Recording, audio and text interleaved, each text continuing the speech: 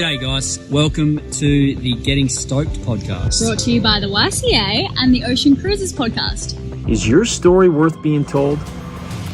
I happen to think it is. A podcast that highlights YCA members around the globe. Your individual story. Every month you can tune in to hear the latest about what is going on with the YCA and hear stories about your people, the young cruisers. No matter the mission, the journey, the miles traveled, social media following, we want to highlight each young cruiser's special story that they have to tell. So sit back, relax, grab a beer wherever you are in the world, and enjoy. Cheers. Right, we'll start the podcast. Right, ladies and gentlemen, boys and girls, cruisers, sailors, free-spirited people, welcome to the Getting Stoked podcast. We have a few fellas here today. What's happening, guys? Brian, YCA and C people. What's up? I'm Logan. I have no idea why I'm here, but I'm happy to be here. Got a beer. The beer's free. I don't know. I'm Jack, and I do Vagabonde Adventures. So we do sail charters, sail coaching, and ASA instruction. We got started on La Vagabonde, cousin O'Reilly, and now we have a new boat, and we'll probably talk about that later on. But that's what I do. Mate, let's just plug your charters for Greece straight away, just to get everybody in. Like 30 seconds in, let's get on the cell. What's going on? Let's do it. Ads first. In just a couple of weeks, we have the Croatian flotilla, which is 4 boats of friendly people from all around the world. Not a raging flotilla, just nice people going for a sail together. And that is from August 10 to 17. There's still a few spots on monohulls and catamarans. And then September 28 to October 5 in Greece, we have a flotilla in Greece from Corfu to the Ionian Islands. I should know this. To the Ionian Islands. So that'll be sick. And in Croatia, we're doing the North Dalmatian route. So like the Kornati National Park and stuff. So getting off the beaten track should be good. Amazing. Right, good to hear, mate. We'll put some links in the descriptions for that. Discount code Getting Stoked podcast. We need to work out a deal on that one, mate. Right, are we just going to get straight into what were we talking about? Boat contractors. Do you want to get into boat contractors? Get back into those scumbags. Yeah, we were talking about how I got raped down in Charleston, bent over. Like it. I mean, anytime you leave your boat for someone to do any kind of project, you know when you come back, that bill is going to be doubled, and so it's going to be a rate bill kind of waiting for you. Yeah. No, you know it's going to happen, and you just set some money aside. And so I set $5,000 aside, thinking that was going to do it, and it ended up being $15,000 over the quote. 15,000 over. Oh yeah, 15,000 over. Yeah, no, it was a long debate and. I mean, there's obviously honest people everywhere and dishonest people everywhere, but there's something special about boatyards when you leave a boat or when you go off of an estimate that things just seem to climb and climb fast. So when you find a good boatyard that's honest, it's kind of worth sailing halfway around the world to get back to it. It's true, honestly. Yeah. Mate, is it not just mechanics in general? Because think about it. How many encounters have you had for like car mechanics that have just been absolutely useless and robbed you? Yeah, I think with car mechanics though, a lot more people have half a clue what's going on, and they'll maybe keep tabs on it and maybe call you. But boat stuff that like it's so rare, you can't just go around the corner to a different place. They're like, oh, you need a drive in Tahiti. Well, we're the only place you can come to. We got you. Yeah. And it's a different budget, right? Like they can charge you way more in the marine industry. And they know they have your boat taken apart. You can't leave until they finish the job. Yeah. Yeah, they got you by the balls. You can't do anything about it. Did any of you listen to the podcast that I did with Chase Lamax? He's Colin's mate from Below Deck. I know all 3 of you listened to it. You don't have to answer that. You're all my good friends. Anyway, so he was in like South Carolina or Florida, or actually I've got no clue. It was an American state. He was in one of them. He had his boat in the yard, exactly the same thing as what you're talking about, mate. Took it out, but they literally did nothing to it. They just spray painted it and then put it back in. No. And it's wild, and he tried to charge him like a shit ton of extra money for it as well. That would be a great one for people who listen to this to go back and listen to, actually. Like if you want to learn about just keeping your eyes open a bit, do you know what I mean? Like, just having a clue before you go in there. I think that's the important thing. Yeah. Yeah, and do as much of it as you can yourself, Exactly. Yeah, 100%. Getting into a DIY yard where you can do it yourself is key. And then you're going to learn about your boat too. And then when stuff happens, you actually like have touched it and you've felt it and you know what wrenches you don't have on your boat to fix something, and you get your kit ready to where like you can actually fix stuff when you get out there too. That's actually a good point, because we yep. out in Jacksonville somewhere, and we were like, oh yeah, cool. Can we stay on board and help out? Kind of like, keep the ball rolling. We'll work all hours. And they're like, oh no, you can't be on board, and oh no, you can't help. And I was like, oh, okay, we should have checked this beforehand. It's like, okay, a lot of marinas do that. Airbnb, rental car, takes twice as long. It's like, okay, there goes the budget. Yeah, I think it's Sicily. Yeah, I think it is Sicily. None of the yards you're allowed to do your own work in. It's all contractors. I mean, you could probably guess this is Sicily, isn't it? You know what I mean? It's run by the mob. So they're all the mob's friends. That way.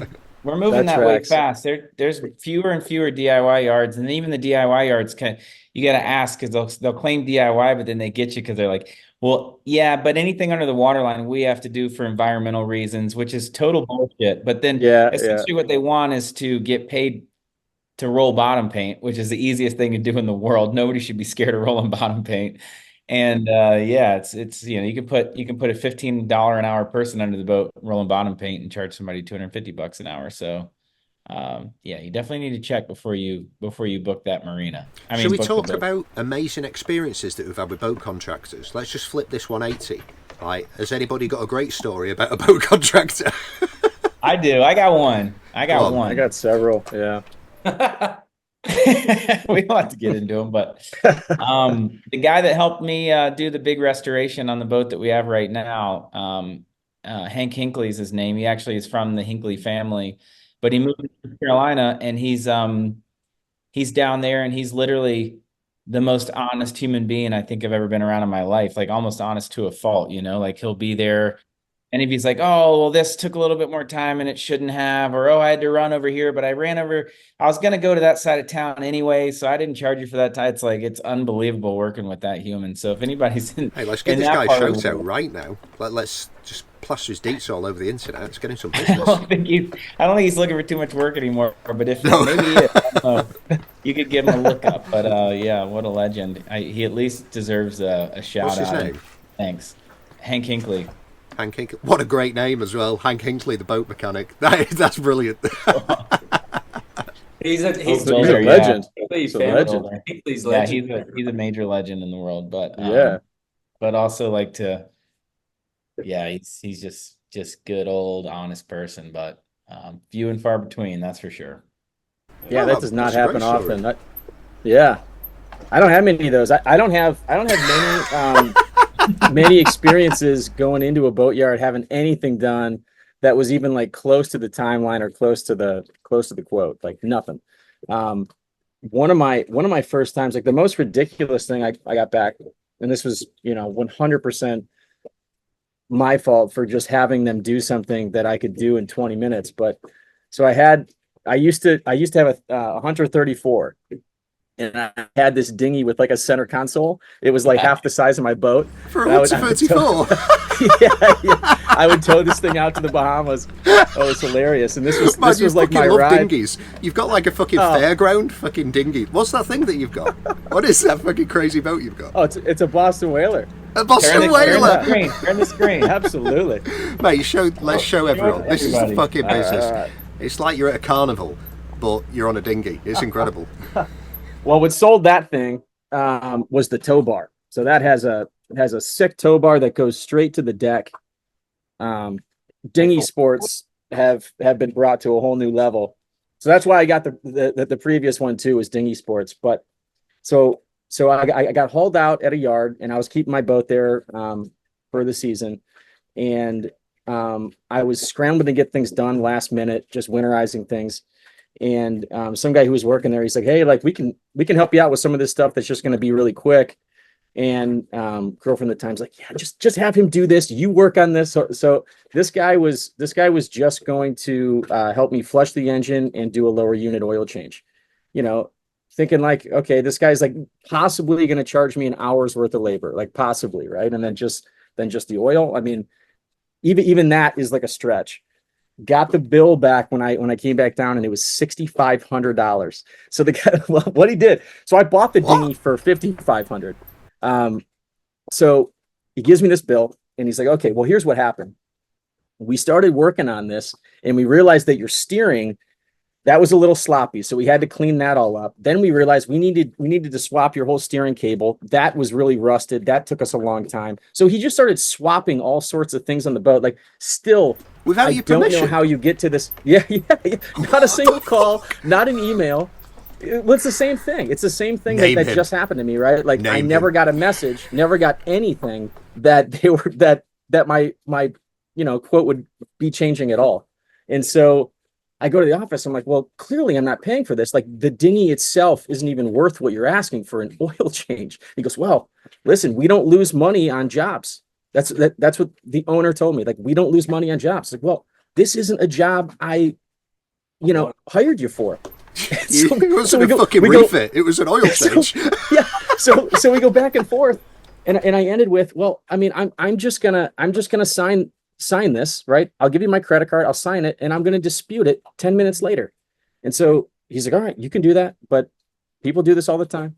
So I was like, all right, I'll just go to battle with this guy. Like, I know this process. So I did for like almost 4 years. I had to dispute this back and forth with this guy. And I finally won, but it took so much of my time. It took more than $6,500 worth of my time to go back and forth. It was just a pride thing. That's what it became. The moral of the story is that Brian doesn't. The moral of the story is Brian doesn't pay his bills, right? Brian's a deadbeat. Yeah, that's the takeaway. So that's what we're learning here.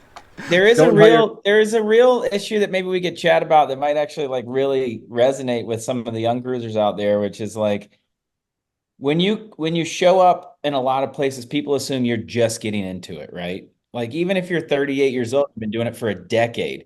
You walk up, Jack probably, Jack's a professional. I'm sure Jack goes into places people don't know him, and they're like offering advice. Here comes the guy that's, since they've got 30 years on you age-wise, they think they've got more experience, and they start offering advice. And it's an easy in for people to try to take advantage, I think, around boatyards and shit too. It's like, I mean, can you imagine? I can't imagine being a solo female young sailor. Like, how impossible it must be for them. Man, I bet they get deals. Oh, you think it's the other way around? I absolutely think it's the other way around. Let's be honest. I think the male solo sailors don't get the sponsorships. Trust me.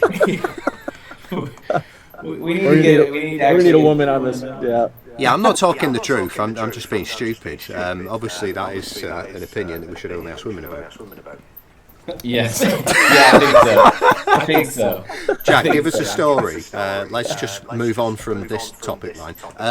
Didn't go as a plan. Jack, you just give us an example of a good contract that you've dealt with. I can't think of any. Honestly, the best experiences I've had is with other cruisers. Like, just other cruisers when you're like in the Abaco Islands, for example, and just being like, shit, like something crazy's happened, and you put the word out, and then, we know this guy. Scott Sinclair helped us out. Phil Bergman helped us out. A couple of people helped us out down there in the Abacos, and that's been the best experience for me. Because honestly, I'm not from like a boat ownership background. I've run boats for other people. I mean, La Vagabonde, I felt like I owned it a little bit because I was running it for my cousin for a while, and I took ownership in it. But I wasn't really paying all the bills, kind of thing. So it's been a bit different for me. So. Riley was paying him. Thanks, Riley. But a good point you made there is like, it's not necessarily about boat contractors, it's about the community, and that leads into our sponsor for this podcast. Sea People, roll the tape. Is the tape actually rolling? No, but I'll put one in. Oh yeah.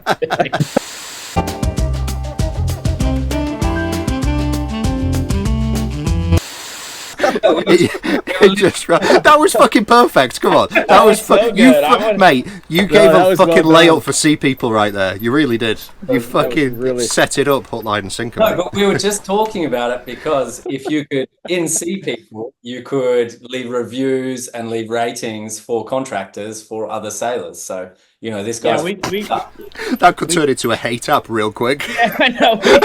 We went down that path a little bit, and it was like, wow, when you review humans... Sounds a lot like Andy. Twitter, actually, once you start getting onto that. Yeah. You review a mechanic on Google, right? So... Oh, yeah, no, with True. the contractors and stuff, there's a whole lot of value there, and and all that stuff's on the roadmap for sure. And more so is like linking the individuals, right? And so actually when you get on to See People and you create an account, there's a section where you offer support so that shoreside people, either cruisers, can offer support. And right now we're kind of cataloging that for everybody, but you can already search for like support from somebody that is mechanically inclined, or somebody that has a free dock, or somebody that has a ride to the grocery store. So things like AI is so good too. You know, people can mention things in comments or bios, and we'll be able to find it these days. And, you know, you could sit there and have some crazy obscure issue in some crazy obscure part of the world, and you could search on the maps and say, you know, find a user that has experience with Yanmar 4JH4Es or whatever, and then boom, you might be able to, like, you know, we'll be able to offer you people. So I think that's... Once we're talking about like the good stories from Sea People, you should, like, Sea People has literally saved someone's life already, hasn't it? Hey guys, let me pause this real quick, because we'll come back to this in just 1 second. So I'm rafted up to someone I just met 5 minutes ago, right before this call, because he's sailing in. He found me on Sea People, and he was looking for a dock. This is Alex. It's flying no way flag. Oh yeah, rafted up. He's hanging out here for the night. Oh, mate, amazing. That is so cool. You met him on Sea People. You guys found each other on Sea People? Yeah. And you tied the knots together. That's beautiful.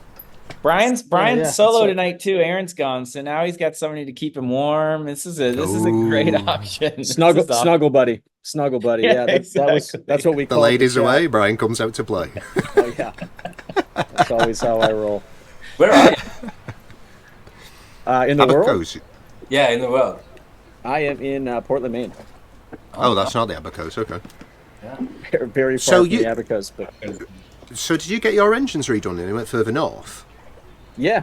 So that was done in Charleston, right. And then hightailed it up, literally the very next day. So it started moving. Nice. Yeah, it's good to be up here. Whale country. They've been everywhere. I tell you what, let's have a little update from everyone. Jack, like, where are you now and what are you doing? You sat on a green sofa somewhere, but let's put a bit more background info in. Do you want to know the last couple of months? Go for it, mate. You did the race. Well, instructing in the Bahamas, in the Abacos, and then I quickly flew home for my dad's 70th in Australia. Then I came back to Croatia for a week. And then I went to do a Class 40 race boat delivery from Guadeloupe to Charleston. And that was pretty sick. That was like 1,600 miles or something on a little 40-foot race boat with just me and my mate. That was awesome. Then back to our new Ultramar in France. Then an 800-mile delivery on a Sunreef 60 from Majorca to Croatia. Then raced the Aegean 600, then did a Volvo 65 delivery, about 1,000 miles that I've just finished. So, and now you are a sailor, my friend. Yeah, we are not. I've done like 5,000 plus miles in the last month or two, so it's been. That's insane. That's holy shit! Yeah, that's like me for 2 years, actually. I've done that in 2 years. You did that in like a few weeks. Yeah, he's doing that at like 15 knots. He's just like ripping. Yeah. I'm not trying to sleeping out there. Sleeping on the Volvo 60. Well, actually, no. Sleeping on the Class 40 was the worst because that's just bare bones inside. There's one little inflatable mattress and one bean bag, and the rest is just bare bones. Like they don't even paint the interior. Like you literally crap in a bucket if you need to use the bucket. Usually, is it loud as shit down there too? Yeah. I mean, is it? Yeah, really loud, really rough. We're doing like 20 knots quite regularly, so bouncing around water coming over the deck everywhere, and yeah, it was a wild ride, but it was awesome. Yeah, that's awesome. That's crazy. And how long did you do that for on that boat? That was So that was Guadalupe to the BVI. So we had two other Class 40s. They just finished a transatlantic race, and we were just delivering it. So we did Guadalupe to the BVI. That was one day. And we had 3 days in the BVI showing our Italian and French friends what the BVI is all about. So of course we had a good time there. And then was it 6 days? 6 days, I think, from the BVI up to Charleston. And some moments of no wind, and then other moments where we're doing like 16 to 24 knots pretty much all day, just screaming along. oh my lord. That's epic. I'm not trying to plug Sea People here. I just like legitimately like it's been so much fun watching Jack's trips on here, because like, so Andy, if you go to Jack's profile and you look at his Let's do it right now.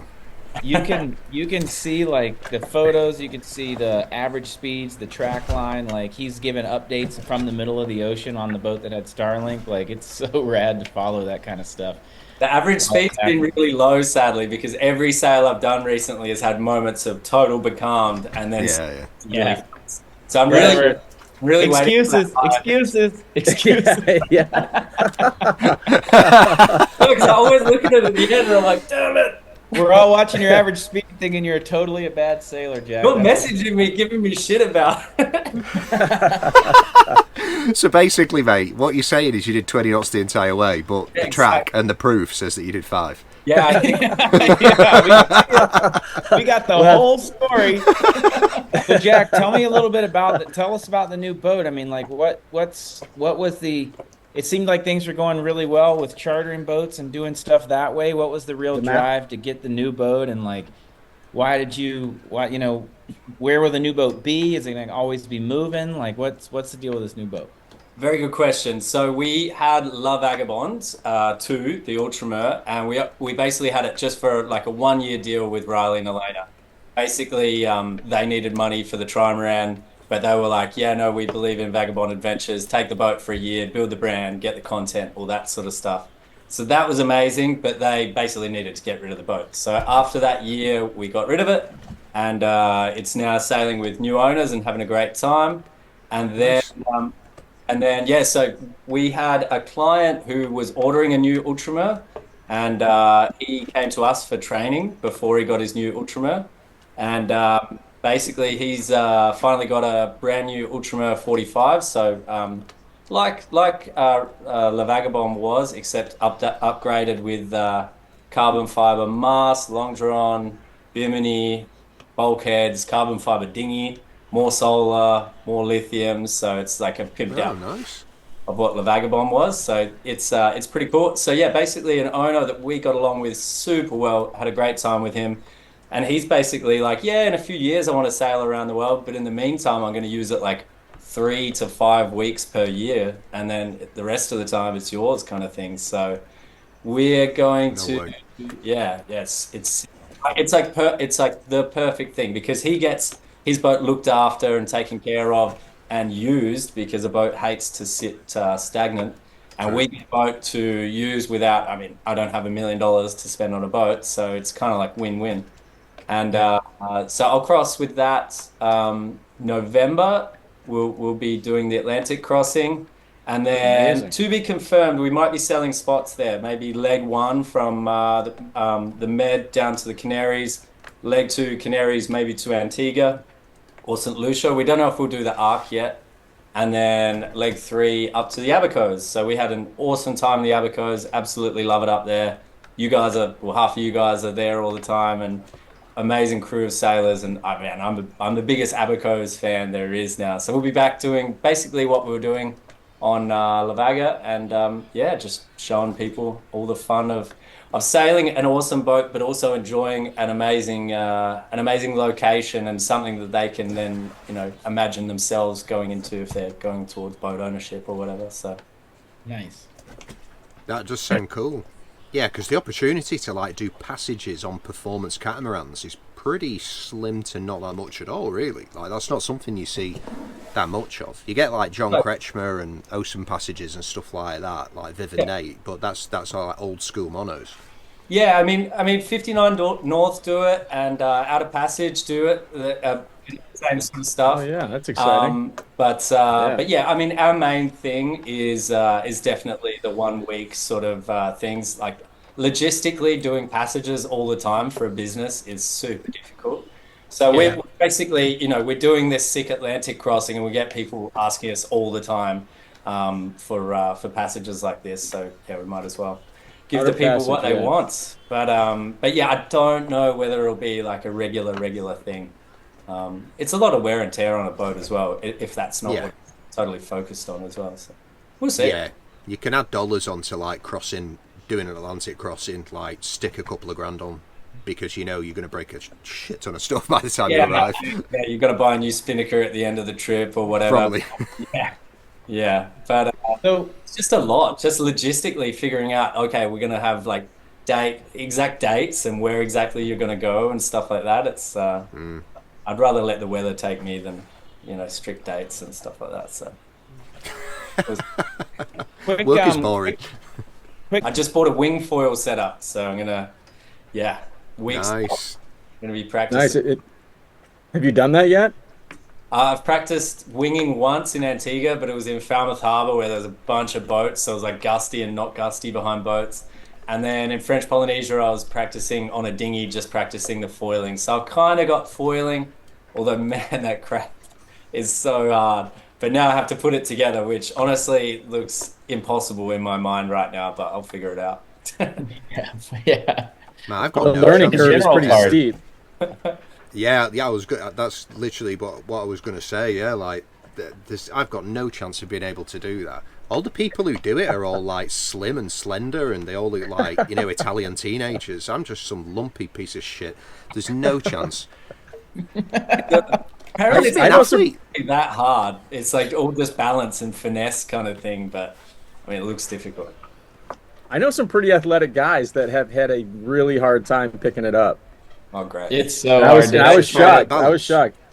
I tried it for the first time a few weeks ago in Florida with some other YCA members that I wanted to see before I went to the airport, and dude, it's so hard. And it's so scary.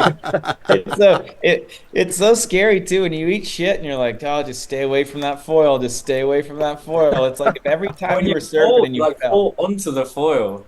Yeah, dude, don't fall backwards. You definitely want to fall forwards away from the board. No. Yeah.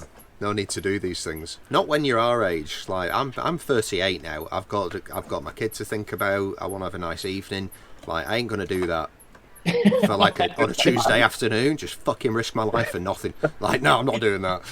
No, death is right around the corner. Yeah. Right, let's get some general updates on Logan, because like Jack, we now know your entire diary, everything you've got planned for the year, and we'll put the link in the description so everybody can book on your trips. Brian is now back on the water with his rebuilt engines in Maine, smashing it. Logan, give us the update, mate. You turned into a computer coding wizard nerd, haven't you? No, I still don't know anything about coding. That's the problem.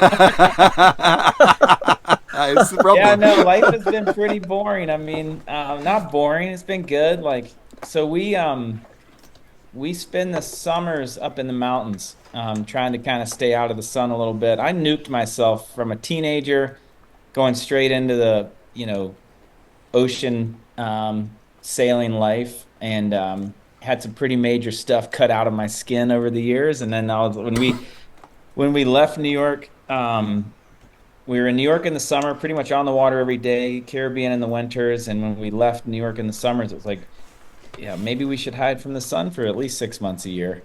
So we came into the mountains, and we still interact with the water pretty much every day, or every week, I'd say at least. But man, Brian and I are working on the Sea People app. That team's growing. We've raised some money, which is cool. Still working on YCA. Cruisers Awards are going to be coming up soon. Need to talk about that as well.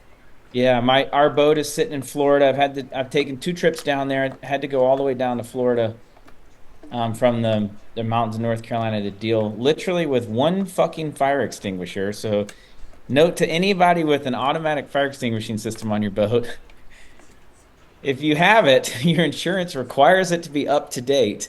And for it to be up to date, somebody has to come and inspect it and do all this crazy shit. And you have to be on the boat to do that. For them to inspect it, the engine has to be running and the generator. And so yeah, I got Who made this rule? I got an unexpected note from the insurance company that was like, "Hey, your insurance is due to renew in 2 days, but we don't have proof of your fire extinguishing system being up to date." And that is so petty. Oh I was my like, god! well, it's an old fucking boat, dude. Our boat is old. Like, who cares? Like, if there's a fire, I'm gonna, I got a fire extinguisher. I'll put it out or something. I don't want How that. old is this? But this boat's like 100 years old, isn't it?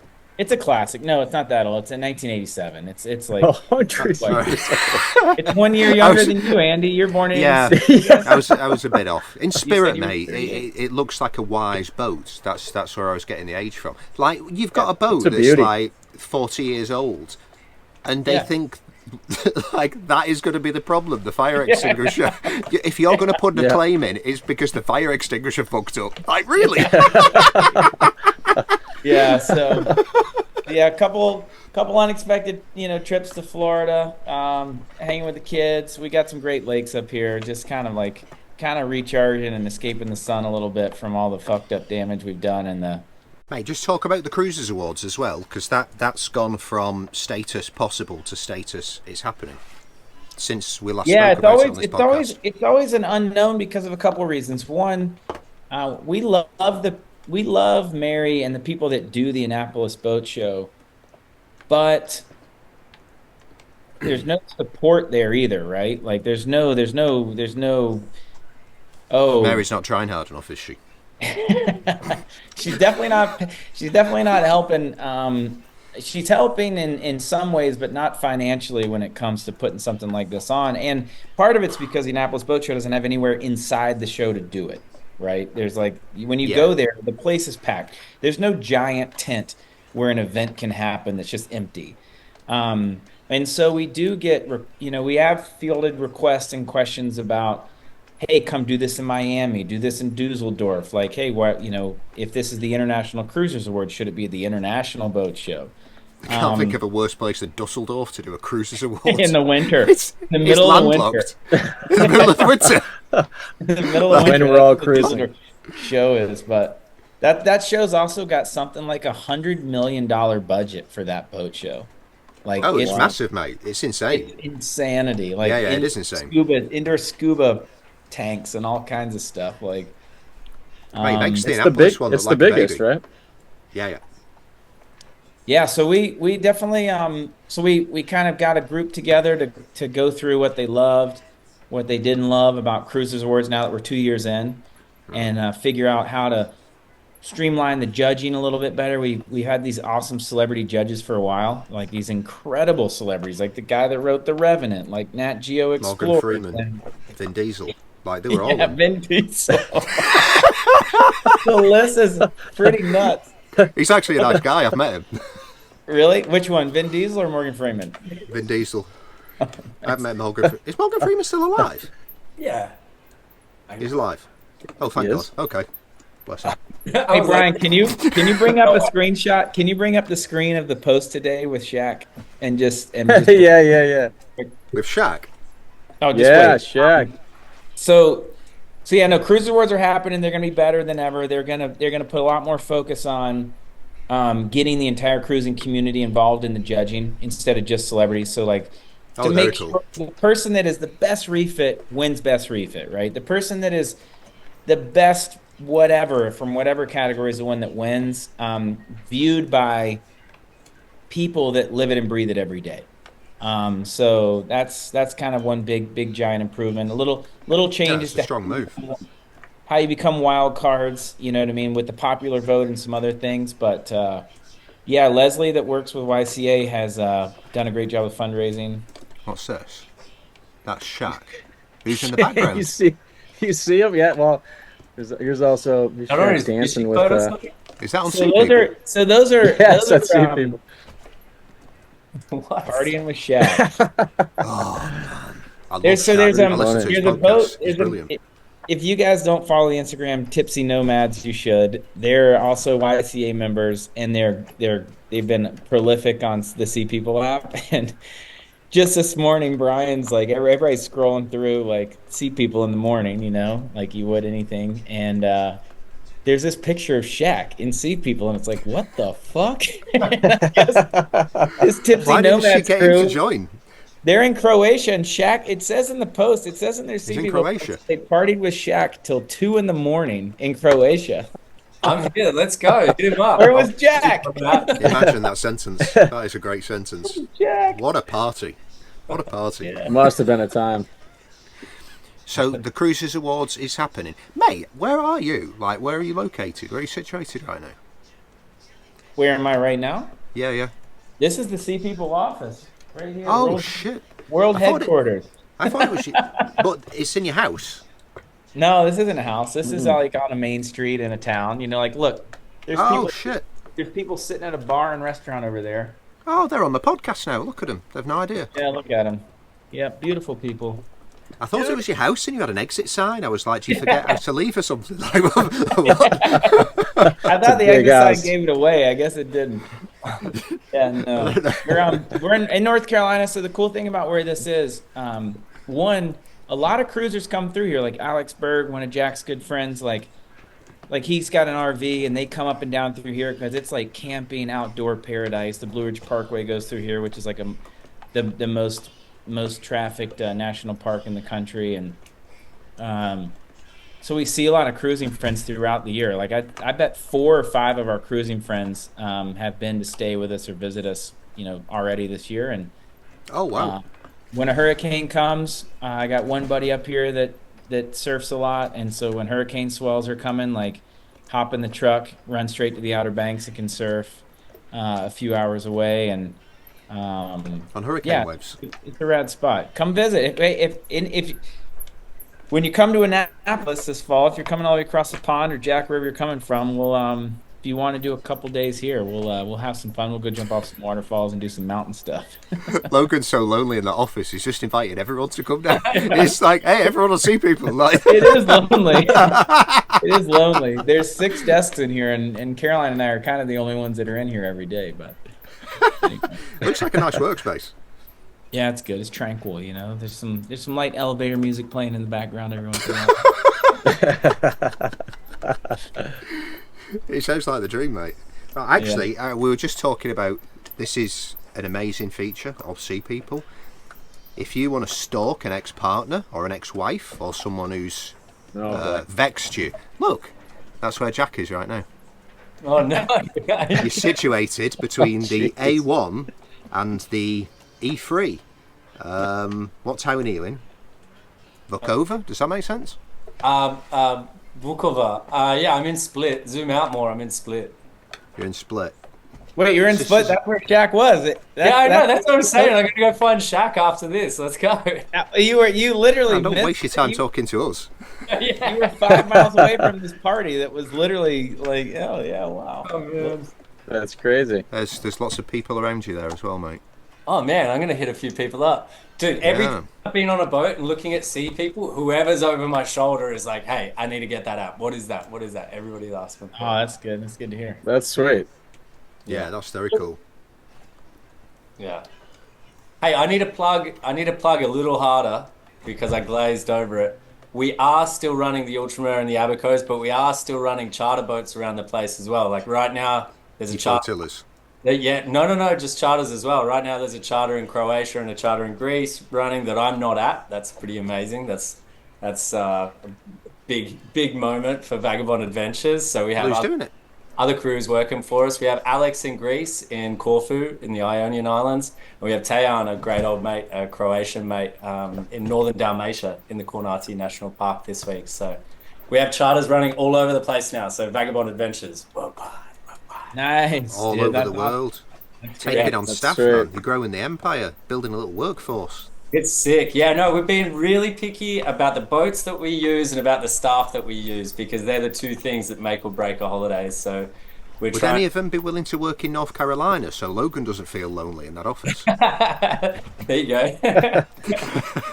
So, Jack, I got a question for you. Like, I mean, we deal with YCA members all the time asking questions about how in the world they can keep cruising, how they can keep the money flowing, and we're trying to offer opportunities for people to do that, right? I mean, not everybody can work remotely. Not everybody has, you know, took a severance package or had a back injury that's paying them out or whatever is the reason why they're cruising. Let's keep But a on lot going of further. people What want to are get all into the that. options? Yeah. A lot of people want to get into doing lessons on their boat or doing charters on their boat, and like, can you you've done it as a one boat operation, right? Like with the Vagabond 2 boat. Yeah. You have any? Yeah, I'm sure you've got plenty of the good stories about that, but can you have any stories of the shit times or the or the funny times or Which anything customer did you people just might want to hate? hear before they decide to start letting guests come onto their boat? I mean, it's tricky, right? If you're a cruiser and then taking people on your like personal boat that's not like it's not a charter boat or not a school boat kind of thing. I don't know if I'd recommend that, but I would recommend somebody, working for another charter company that's there. Like Cruise Abaco always needs skippers.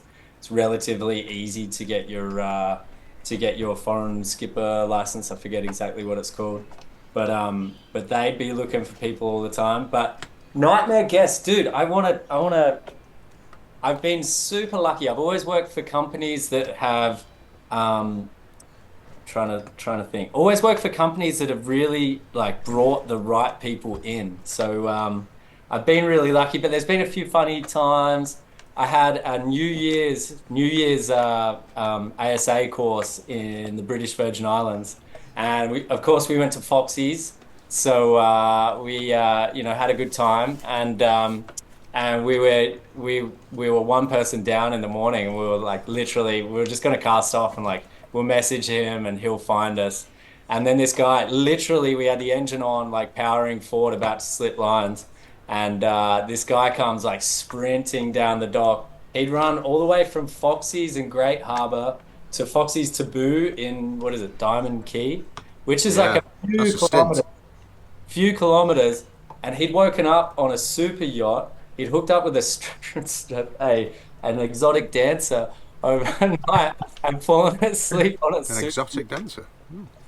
And that was New Year's Day for one course for a school I used to work for. So that was pretty interesting. But I honestly have not had. Mate, listen, just tell us the truth. You did Yacht Week, didn't you? Yeah, Right. yeah. What is the biggest orgy that you saw at Yacht Week? You How guys many don't know people, what Yacht Jack? Week. Do the Americans know what Yacht Week Oh is? yeah. You know about it. So It's Yacht Week's the biggest flotilla company in the world, and it's all young people that go to it, kind of thing. So of course it gets rowdy, but the stories are worse probably than what reality was. I think maybe. There were we. I've heard stories. I know you're not telling the truth. You're a There's skipper one, on these there's boats. one, there's one story that I probably shouldn't say because I'm going to a Yacht Week skipper reunion tomorrow night, but this won't be out by then, and I might not be allowed back. I But can they push it. have a regatta, which is just like a dress-up party, and you dance around on the front of the boat, and all the boats are like super close together. So like 60 or 70 boats all cruising close together. And what you just mentioned, I won't repeat it, happened on the front of the boat. While everyone else was in like Pac-Man costumes and stuff, this boat had that on the bow while everybody was nearby. And they got, fair play, Yacht Week booted them off the route. So yeah, they were... They kicked those guys. They kicked them out. Well, as the companies got newer, got bigger and older, I guess, they've had to have more rules. But that was But pretty... they were embodying the spirit of Yacht Week by doing that. Like, they should not have kicked them out. I wouldn't say that. Yacht Week gets a bad Yacht Week gets a bad rap. I worked for him for a bit. It was a great start as a young skipper, and it is great fun. And of course, debauchery happens anywhere that young people are for long. But What about That's bucket fair. lust? What's the difference between Yacht Week and bucket lust? You guys know what bucket lust is, right? Or is that a thing? Oh, bucket Oh, lust, We've not God. heard of that. bucket lust. All my friends own bucket lust, right? So they were basically basically people who got sick of Yacht Week and didn't think it was debaucherous enough, and were either yeah. maybe fired or blacklisted from the yacht week, then started the bucket list. And their whole idea is to have as much fun in that way as possible. So if you want to go for a seriously rowdy week of your life, that's the thing you should do. And if you see him pulling into a bay, you should leave. Yeah, you should leave, or you should sneak over there at night and look through the windows, because I had no idea about this. So this is just like an orgy flotilla.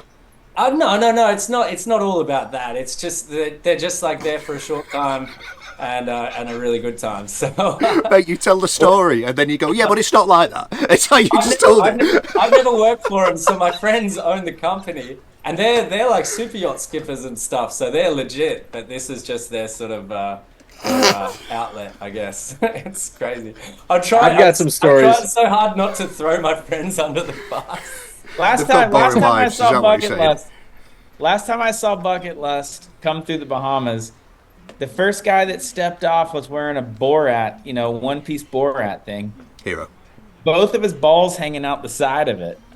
Not even trying to keep him in there. Shaking him around. Shaking him? Yeah. That's aggressive. Oh my God. Logan, I was there. So this was Abacos when they came through. Were you there for like the whole thing when they were going through?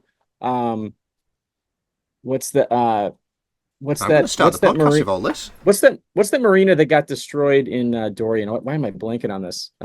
Just a little bit further north from Seaspray. Did you hear about that? About what had happened there? I don't know if you made your way down there when they were there. No, when they were on the table. But they're like, no, they were like people were like having sex in front of everybody, like at the bar, at the like outside bar. I mean, that was like one of the reasons they're like kind of kicked out of like the Abacos. Like they had a camera with them too. I think they were trying to film. I think they were trying to film some kind of a pilot to try to get a reality show too, because cameras everywhere that week that Bucket Lust was in Abaco. And that's been made. That's been made. So yeah, that was a Bravo thing. Yeah. Right? Well, Borat Man is somewhere on YouTube or in a pilot somewhere that is. Anyway, Andy, you got a great next podcast episode. Yeah, Andy, I'll hook you up. Yeah, we need to do one on that. We definitely need to do one on that, mate. We're talking stories. You're just there smiling, like you're like. Like you know exactly what goes on. Many times for them, but I can't do it. I think maybe the week-long charter gig is a little bit more chill because so before we were doing all of this, Caroline and I spent 11 years owning a sailing school and charter business in New York, and man, we had some real fucked up shit happen on those day charters. You had like real famous people and stuff. We had a lot of famous people. Nothing too crazy happened with the famous people. I mean, some great moments where, you're watching a famous person puke because they're seasick or a little drunk. But the crazy ones were like, can we use full names on here? Can we get sued for using somebody's full name? And like, because her full name is like, I don't think, as long as you're not lying. Part of the whole story. This lady's name was Liberty. Liberty, what was she, a WWE wrestler, or is that like a real literally name? The greatest name I've ever heard. Is that a real name? Yes, that was a real name. Man, really? So unfortunately, she was born to work in the adult film industry with a name like that. Like, what were her parents thinking? Like, oh my God, here's our beautiful daughter. Let's name her after a hooker, prostitute, stripper. What? You're going to have to beep her name out now so I don't get sued. So she booked this charter. And so all the charters we did were like 3 and 4 hour charters. Like, go look at the Statue of Liberty, get wasted, that kind of a charter. You know what I mean? Right. So she books a charter. She shows up at the gate by herself. And she goes, oh, I invited a date. And the crew is sitting there waiting. Captain and mate are sitting there waiting beside the yacht. And they're like, kind of twiddling their fingers. And we're like, 10 minutes go by, 30 minutes go by, this date's not showing up. And this is not a cheap thing to do, right? She's clearly trying to impress this date. So she decides to go. And so she sits there and proceeds to drink an entire bottle of tequila by herself on the boat, just kind of sitting there on this charter for 4 hours around New York Harbor in the Statue of Liberty by herself. She got And stood then up. does a lot, yeah. Then there's a lot of crying, and then she disappears down below, and then comes back up, and the crew's not thinking anything about it. Well, come I to bet you find the out, date didn't even down exist, below, mate. and she'd blown diarrhea all over the walls of everything. She shit everywhere. Everywhere, like all over the walls. Oh my! This is a parent's fault. They shouldn't have named her that. They No, doomed right? her. They doomed her. She definitely was a sad moment where you just the problem was is the crew's heart was breaking for this girl, right? Their just heart was breaking for her. She's out there, she's drinking by herself. They're trying to talk to her, but then when she shits all over the walls, it's kind of like Fucking exorcists all over the walls. now Oh I'm my not God. now I'm not okay with this anymore. What's her Instagram handle? Let's have a check. I knew this podcast was a mistake. I knew it. Mate, this is the truth, and this is what the Getting Stoked podcast is all The real about. story. I think the recap here is if you're gonna do charters on your boat, it sounds like week-long guests are much better than day charters. I think that's Yeah, I think they self-select themselves. You know, we sort of market ourselves as being adventurous, family-friendly. We're not a raging party sort of thing. They're coming for an experience, and I think they self-select themselves. And then also in all the emails back and forth, just chatting with them, kind of laying it out. This is what it's about. You know, kind of. yeah. You can vet people. You can vet people when they're going in for that kind of a budget and all that kind of stuff too. Yeah, and I think most people, I mean, the vast majority now are still coming from sailing La Vagabonde, like they promote us kind of thing. So I think they're coming on a sailing trip that they're imagining is going to be something like Riley and Elena live. So, you know, all we have to do is have a 60-foot trimaran blasting around and just all be gorgeous and ripped, and everything would be great. And that's normal life on a boat. Not for me. That ain't happening on this boat. Are you not doing the same amount of lifting that Riley's clearly doing, Jack? Are you not hitting the gym? Dude, I don't know if he sails much anymore, if he's just like pumping iron. I've been doing a little bit, but I'm not going to catch up. Did you ask him on the last podcast, Andy, if he's natty or if that's or if he's hitting the roids? AG1. It's all AG1, mate. It's all AG1. It's nothing but AG1. It's all AG1. It's gotta be. The powdered vegetables everyone's trying to sell people. Yeah. They're amazing at marketing. Let's get a fucking celery, turn it into dust, and get YouTubers to pump the hell out of it. Yeah, It's a great model. They're doing it.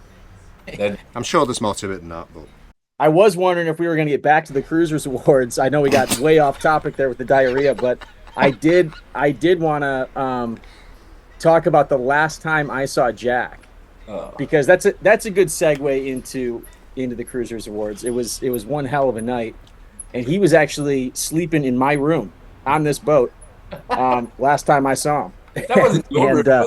Oh, he was your snuggle buddy. Oh, yeah. Like you got a now. this is all new information to Jack. No, this is everyone who comes over to my boat is a part of my snuggle buddy crew, and we have to snuggle before you leave. No, but Jack, I found find this. So we had a full day of drinking, obviously, because we had that booth, we had the keg going, and I think this was the same night, right? Last day of the What's boat that? show? Last day of the boat show? I think so. So was Yeah, it was it the last was day. it so was that the same night that we were also playing beer pong, or was that a different? It That was was the same night. Same night. I don't know if Okay. it was the last night, but it was the same night, I think. Gotcha. Yeah. So I remember leaving, and I remember everyone was torched. Everyone needed to go to bed. Everyone needed to leave, and you were gung ho on coming back to Lost, and you're like, we got to do it. And you sold me. You sold me That's really my well. idea, dude. Oh, Okay. yes, it was. Oh, no. Yes, it was. And you sold me. I mean, you sold me well. I bit. And so everyone came. So you rounded the troops. It was you that actually brought everyone together. And you're like, guys, we're going to Lost. And so everyone ended up coming over. Running through the quad. And he disappeared instantly. Couldn't find him. Didn't know if he ever even made it over to the boat. And then we found him later on, snoozing in a bed. But this is the audio that was sent before we took off. Jack, we can cut this out later if this is too much. No, mate. No, we don't Really censor on this funny. podcast. We need to play it. Brian, Brian, let's not forget that we need to do a fucking day next year, bro. We need to do a day where everybody can chill the fuck out, please. No patrons, no patrons, no fans, no customers. We're all just brothers, sisters, hanging the fuck out. Talking about our fears, talking about the realities, talking about our loves, talking about our hates, just talking about life. All right. Yeah, can I get a hey ya? Hey ya? That was so good. Jack's like, yeah, that's perfect. Perfect audio. You're a professional, Jack. I give you credit for that. Right, let's should we wrap it up? Are we wrapping it up on that? Well, there's a lot of editing to happen here. There's a lot of editing to happen. There's a lot of editing. But Andy doesn't edit. I've seen what gets in there. We never got to talk about McGregor's though, which is a real shame because it's really the only sailboat you're able to see going by at 25 knots. Yeah, it's badass. Is that a ski boat? Is that a high pole, really high pole for wakeboarding, or is it a mast? Yeah. First time I saw one of those, I was on the ocean side of the Exuma Keys, and and on the other side of the hill. This is long before people had performance catamarans, and I see this mast going by at 20 some knots, and I was like, what the fuck's going on? Fucking orcas dragging a sailboat. On the other side, it's literally like this just 26-foot monohull just with a 90 Honda on the back, just wide open and planing. Man. That's fantastic. On charter one week, a Geno 64. It had 160 horsepower turbo diesel, and I was motoring at 11 knots. It was crazy. Is that the new 64? It's not new. I think they have a 65 now. This was probably 6 or 7 years ago, but it was. Oh, that's new enough. Yeah, they're amazing. Yeah, dude. McGregor built a 60. Yeah. Not to 60. McGregor built a 60. I don't know if you want one. You can find them on Yacht World. They're not too expensive. Oh, I thought you said they don't do 0 to 60 like a McGregor. They're thinking that's an actual measurement that they possibly use. Cool. Should we get the marketing up and see how they market this thing? Yeah, with that kind of speed, I could save a ton of money. You don't even need to have a dinghy, right? Because that thing, I mean, you really can tow all sorts of things behind. I mean, that's Mate, speed. Your dinghies are so big. Now, we're now talking about a 30-foot McGregor as a dinghy. Calm the fuck down, man. Well, if it's going 20 knots, yeah. I mean, that's. Brian is big on the dinghy life. I mean, Brian definitely got the dinghy game dialed in. That's a priority. Look, I don't need carbon fiber. I'm not looking for performance to shave those 0.2 knots to get from point A to point B. I'm looking to have fun once I get there. Oh, yeah. That's what that whaler does. That whaler does add a lot of fun. That is a party dinghy. I'm scared to tie it up to any of the rough docks around. It's going to be sketchy. Yeah. Which dinghy did you get, Jack? Is it an OC? No, it's not an OC. It's an AS tender, AST. So okay.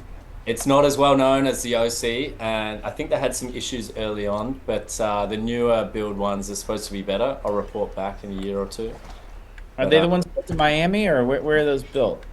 No, maybe. I don't know. Not OC, so that's New Zealand. I don't know where AST. I'm sure it's America.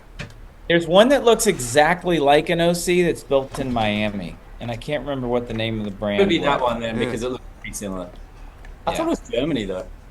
I'm sure they're American. They messaged me a while back. I'm sure it's an American company.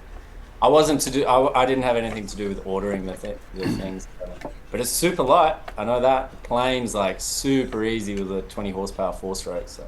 What size is that? Obviously, you've got guests to consider and getting people on and off. So what size did you go with? It's equivalent. I don't know the exact length. It's equivalent to our old Highfield 310. So it's about the same length. At 3 meters or so. So yeah, I'm on the 310. 12 feet. So yeah, but it's cool though, and it's super light on the davits. So I mean that's the main thing. Yeah.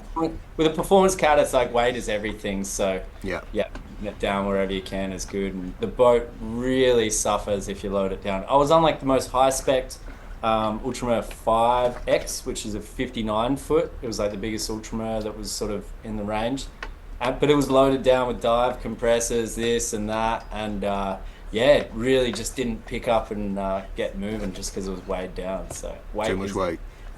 What do you do? I mean, how does that? I mean, when I get ready to go cruising for the season, I go to the grocery store and get 8 shopping cart loads full of canned food and beer. Like, if you're a performance cat sailor, you just have to eat fucking ramen. I mean, how does this work? Hey, they're all that's a good slim. question. Look how slim he is. It's because he can't get any food on his fucking boat. I mean, we still. What do you guys do for meal preps? For example, like I just came off a Volvo 65 delivery, like the Volvo Ocean Race Volvo 65s. And, you know, they don't have a fridge. They don't have real food on board. It's all freeze-dried stuff just to keep the weight down. And weight is everything. I mean, we didn't even have pillows on the boat. It's all just carbon fiber pipe cots and stuff. And it's a carbon fiber toilet. Like, everything is weight saving. Every little bit of weight really helps. And I just raced the Aegean on a Ultramar 4X, which is like the racing version of what we got. So carbon fiber rotating mast and a more slimline bimini and everything to keep the weight down. And yeah, no dinghy on board, obviously, for the race and stuff. And really you feel the difference. It's crazy, the difference when you just have no extra weight on board. It's like every bit of power just gets translated into speed rather than like bogging down. So really what you're saying is, as a cruiser, there's really no purpose in getting a super high performance cat because your provisions are going to fuck it up. No, I mean it's still going to be better, and I think the performance cat sort of aspect, I personally feel way safer at sea. I like normal cruising catamarans, I have turned down paid Atlantic crossings and stuff on them, but at Ultramar, for example, we're just cruising, and when the weather gets tough, we're sort of happy in it rather than being like, hope this thing doesn't like dig a bow in and pitch bowl.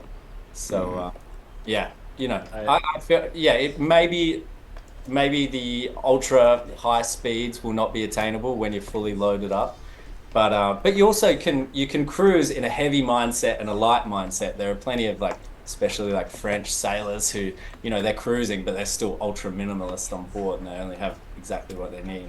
So, do you know when you go for when you join a race team like that, do they ask you your weight?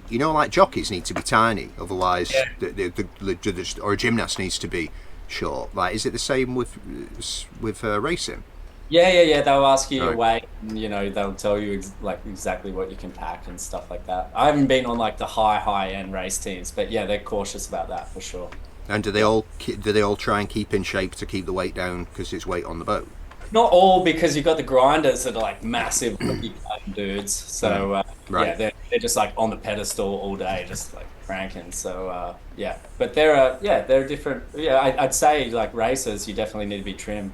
Just because it's exhausting out there anyway, so they're all full on. Go to bed, then wake up 10 minutes later. We've got to jive. Okay, go back to bed. Try to get some food. Go and have some rest. Okay, wake up. We've got to reef. Okay, it's tiring sailing. different than the legend Dennis Connor's fat ass sitting in the back of a 12-meter, just tactical genius, but an absolute fucking slob.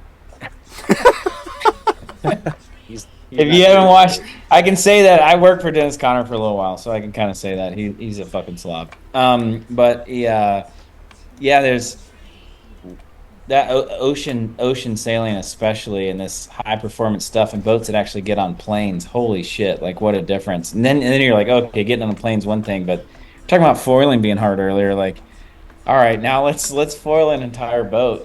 let's just pick a 55 or 70-foot boat up on a foil and go as fast as it costs. Sketchy. Next level. It's I look at that, I don't even think it's sailing. It just looks like some bizarre hydro engineering wizardry. I don't even understand it. It is hard to relate to. That's the problem. Yeah. It's Formula One, right? It's sick, but it is hard for us as normal sailors to relate to. So, it'll bleed over. At some of that technology it'll trickle down into cruising at some point. At some point, I'm not sure wherever it'll ever be foil as a cruiser. But there's definitely certain things that we'll benefit from. there's stuff in the car industry that benefited from Formula One. So hopefully there's shit that It'll definitely from ocean. Mate, so many people will just start dying. Like the quality of like sailors in the Mediterranean already with like monohulls that do 4 knots is absolutely stinking atrocious. Like if you gave these people boats with foils, they would fucking murder everyone. They would take out everyone. They would go straight into the beach, cut up all the kids. They would have no clue. Yeah, it would be terrible. Yeah, it's definitely a problem. You don't have to have a license to do it to start with. Can you imagine? Also, your sailboat being able to do 30. Right, it's the same with jet skiers. Like people. Do you get this in your like one thing that you see a load of is in the Med? Do you know like the people turn up on super yachts and they've got jet skis on the back, and then the jet skiers just like fucking bomb it around anchorages at like 30 miles an hour, like in between the boats and shit. Do you get that in the Caribbean? Some places like the Exumas, they're outlawed, right? Pretty sure. They should be. You can't jet ski in the Exumas. Did that recently start? I've definitely seen them going through Shroud Key, but I guess it's been a couple years. I thought they were outlawed. Or is that the Abacos? They're outlawed somewhere. Could be. Well, the They might Bahamas be, is but- still a Wild West, though. You can outlaw shit, but there's no law enforcement to actually enforce it. I want to know what's everyone's next big sale that they're excited about. What's on the horizon that you're stoked about? Hey, I'm leaving for Greece on Monday. I can't fucking wait to get to Greece. Where are you? We're in the southernmost part of Italy. There's a few small anchorages just once you've left Sicily. We're just anchored up there now. The heel or the toe of Italy? The toe. Oh yeah, very good. Yeah. So is it the toe? Anyway, it's a part of the boot. It's the bottom bit. It's not big as far as like distance, but I'm stoked to go explore Bahaba. So I'm heading north in Maine, and I'll be like spending like the rest of the summer just kind of cruising like the Maine coast. And I've never made it north of like where I'm at right now. So like anything north of here is like new territory, and yeah, I'm excited for it. Sick. Wicked. Yeah, I would have to say that I'm just a fucking old man that just I'm 20 years into cruising at this point, and I got 2 kids, and in a few years we'll load the kids up and do a big one. We'll go across Pacific, do the whole big deal, find the boat that we can have for a couple years. But right now my big cruises are get back and see the friends that I love and the things that I want to do and see, in the Bahamas, and distance and big trips just aren't in the cards. I don't even wish they were. Like it's not a been there, done that, because there's always something new to learn and do and see. But it's like I'm all right for a while. I'm enjoying sitting still for a little bit. Well, thanks for bringing the fucking mood down, mate. That was brilliant. Yeah. I'm really excited to go 180 miles from Florida to Hometown. He just wants a friend at this point. He's going to Florida to find a friend. I'm stoked on that. I'm so stoked to get back to the Abacos. Oh, I'm super Abacos stoked. are amazing. That's what I'm saying. I love it, dude. I love every bit of like transitioning from doing lots and lots of big ocean miles and lots of deliveries and being all over the place to like just finding where pinpointing what you want to do and just kind of holding there for a bit. And then, but it is getting exciting to start thinking about it, watching the kids get older and watching Albie, diving and surfing and his little brother chasing him and being like, okay, cool. All right, so what age is the age where we bite off like, the Pacific? Like what age is ideal to do that?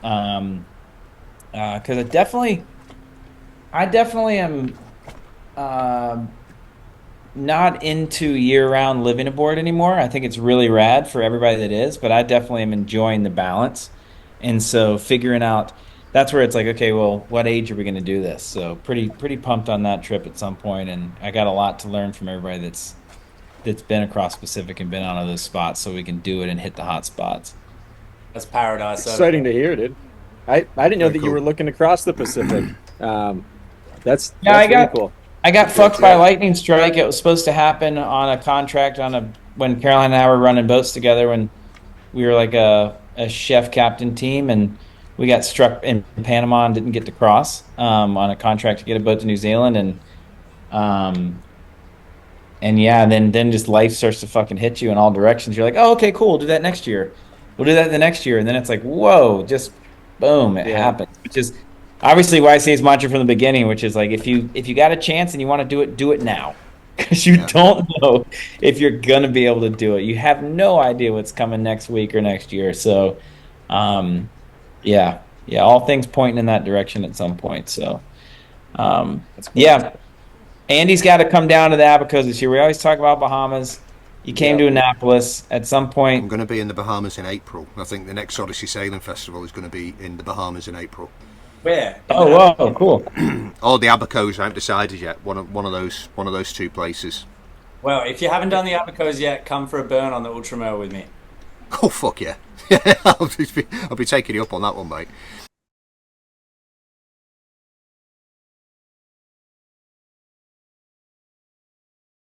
If you're on Sea People and someone is asking for advice in your zone and they're needing to raft up, throw some fenders out and let them tie up.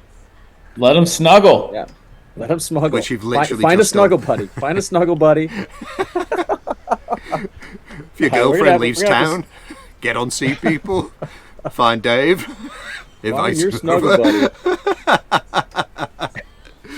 All right, so that was, what's it called? Grindr, the app that you find. Oh god. yeah. That is the app. Right, Logan, let's direct people to the GoFundMe to buy friends to come and stay with you. Where do you find if anybody wants to come and hang out, I'm desperate for friends. It was great to see you guys. It's great to know that Brian doesn't pay his bills at the boatyards. Never the moral will. story of this episode. It's great to know that Jack did all kinds of really, really, really probably terrible things with bucket lust, and he doesn't want to tell us, and hopefully Andy will dig into that next time. Maybe we could, I don't know. Did you meet Edda at Bucket Lust? We actually don't even know the story. She was a yacht week skipper as well. She put her catamaran in across from my catamaran. Never worked at Bucket Lust. They're my friends, but never worked for them. Well, just give them a plug anyway. Like, what's the website? What? Don't plug it.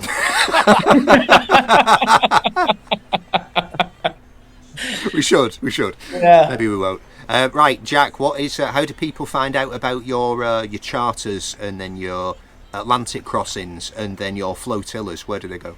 Yeah. So just want to say I was worried about doing this podcast and I was right, but Logan's pretty loose. if you want to join us for a charter, a flotilla, sailing with a group of boats, sail coaching, or earning your American sailing certifications, pretty much anywhere around the world, info@vagabondeadventures.com, vagabondeadventures.com, and at vagabond.adventures on socials. And Vagabond has an E on the end, Vagabonde. Vagabonde. Vagabonde Adventures. So hit us up. We offer awesome things all around the world, and the main thing is we're trying to go with quality boats and really quality instructors, skippers, chefs, trying to make sure that everybody's experience on board is as good as possible, and just sharing the stoke for sailing, positivity for exploring the world and experiencing everything Mother Nature has to offer. Sounds incredible. Logan, Well you put your done. hand up. Did you have a question? Excuse me. No, I just want to add, mine and Caroline's entire career, pretty much career post yachting was in the sailing school space, and we taught a lot of people that had never heard the word bow or stern how to sail. And there's a huge gap when you finish that, which is going from a small boat at a local sailing school to learning how to do it, and especially for cruisers. And I think that what Jack's doing and what Vagabond Adventures can offer people is priceless. Like the chance to get out with an instructor, not just a captain that's not going to tell you shit, not going to answer your questions, but to get out with a Someone who races. Yeah, spend a week charter with somebody that also just wants to tell you about how it's working and get the experience of what it means to live on a boat. And if anybody's thinking about going cruising, you should not pull the trigger on that, I think, until you do something like spend a week with Vagabond Vagabond Adventures. Get your feet wet. So definitely go do that. It's priceless. You'll You'll sleep better on your first night. With the first night you own your boat, you're going to sleep better because you've actually anchored once before. You don't do that in your ASA 101 class. Like you need to go do that in your 103 class with Jack or your 104, and have that confidence. So it's a huge service. You guys. He's a great snuggler. He's a great experience.